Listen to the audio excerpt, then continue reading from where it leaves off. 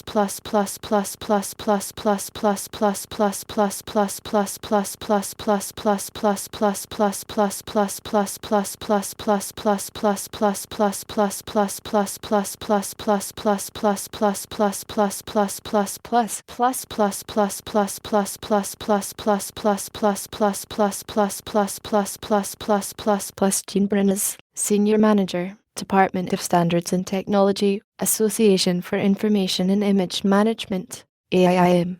Describe the not-for-profit association and the national and international programs for standardization in which AIIM is active. Accredited for 25 years as the nation's standards development organization for document image management, AIIM began life in a library community developing microfilm standards. Today the association maintains both its library and business image management standardization activities and has moved into electronic image management standardization, EIM. Barunas defined the program's scope. AIIM deals with 1. The terminology of standards and of the technology it uses. 2. Methods of measurement for the systems, as well as quality. 3. Methodologies for users to evaluate and measure quality. 4. The features of apparatus used to manage and edit images. And 5. The procedures used to manage images. Barunas noted that 3 types of documents are produced in the AIIM Standards Program. The first 2, accredited by the American National Standards Institute, ANSI, are standards and standard recommended practices. Recommended practices differ from standards in that they contain more tutorial information. A technical report is not an ANSI standard. Because IAM's policies and procedures for developing standards are approved by ANSI, its standards are labeled ANSI/AIIM, followed by the number and title of the standard. Barunas then illustrated the domain of IAM's standardization work. For example, AIIM is the administrator of the U.S. Technical Advisory Group, TAG, to the International Standards Organizations, ISO, Technical Committee, TCL7L micrographics and optical memories for document and image recording, storage, and use. AIIM officially works through ANSI in the international standardization process. Barunas described IAM's structure, including its board of directors, its standards board of 12 individuals active in the image management industry, its strategic planning and legal admissibility task forces, and its National Standards Council, which is comprised of the members of a number of organizations who vote on every AIIM standard before it is published. Barunas pointed out that IAM's liaisons deal with numerous other standards developers, including the optical disc community, office and publishing systems, image codes and character set committees, and the National Information Standards Organization, NISO. Barunas illustrated the procedures of TCL7L, which covers all aspects of image management. When IAM's national program has conceptualized a new project, it is usually submitted to the international level, so that the member countries of TCL7L can simultaneously work on the development of the standard or the technical report. Barunas also illustrated a classic microfilm standard, MS-23, which deals with numerous imaging concepts that apply to electronic imaging. Originally developed in the L970S, revised in the L980S, and revised again in L991, this standard is scheduled for another revision. MS-23 is an active standard whereby users may propose new density ranges and new methods of evaluating film images in the standards revision. Barunas detailed several electronic image management standards, for instance, ANSI/AIIM MS-44, a quality control guideline for scanning 8.5 by 11 black and white office documents. This standard is used with the IEEE fax image, a continuous tone photographic image with grayscales, text, and several continuous tone pictures. An AIIM test target number 2, a representative document used in office document management. Barunas next outlined the 4 categories of AIIM standardization in which AIIM standards are being developed: transfer and retrieval, evaluation, optical disc and document scanning applications, and design and conversion of documents. She detailed several of the main projects of each. 1. In the category of image transfer and retrieval, a bi-level image transfer format, ANSI/AIIM MS-53,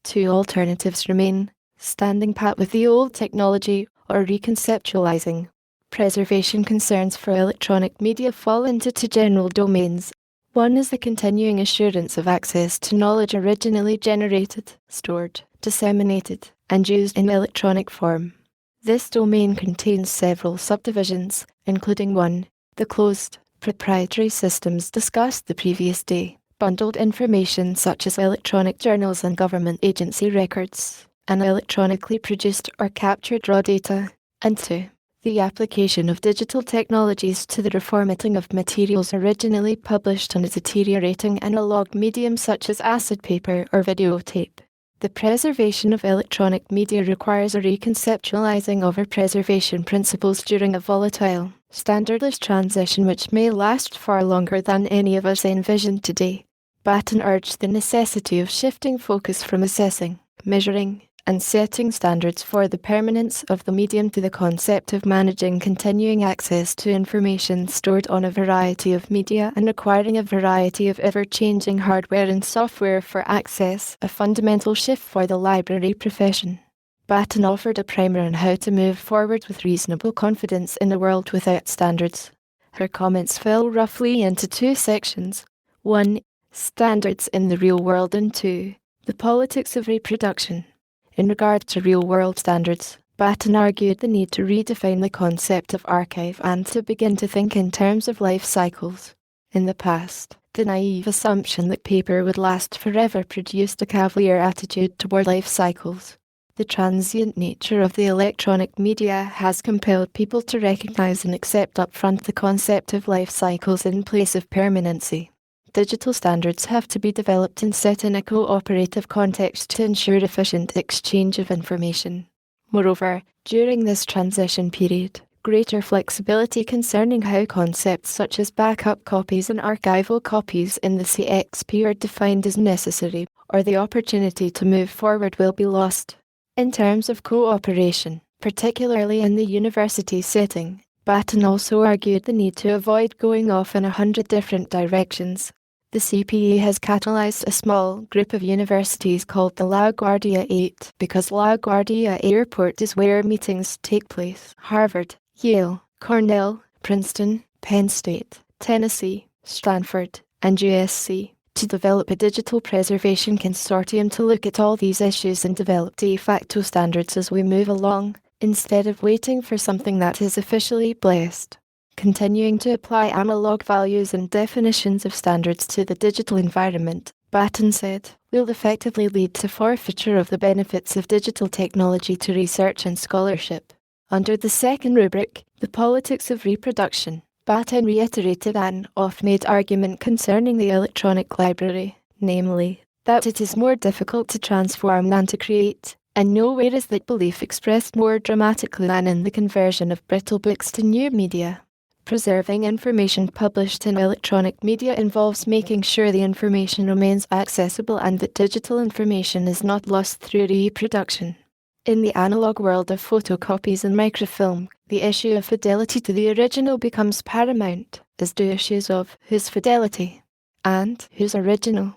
Batten elaborated these arguments with a few examples from a recent study conducted by the CPA on the problems of preserving text and image. Discussions with scholars, librarians, and curators in a variety of disciplines dependent on text and image generated a variety of concerns. For example, 1. Copy what is, not what the technology is capable of. This is very important for the history of ideas. Scholars wish to know what the author saw and worked from, and make available at the workstation the opportunity to erase all the defects and enhance the presentation. 2.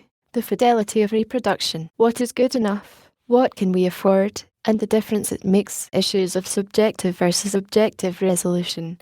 3. The differences between primary and secondary users. Restricting the definition of primary user to the one in whose discipline the material has been published runs one headlong into the reality that these printed books have had a host of other users from a host of other disciplines, who not only were looking for very different things, but who also shared values very different from those of the primary user. 4.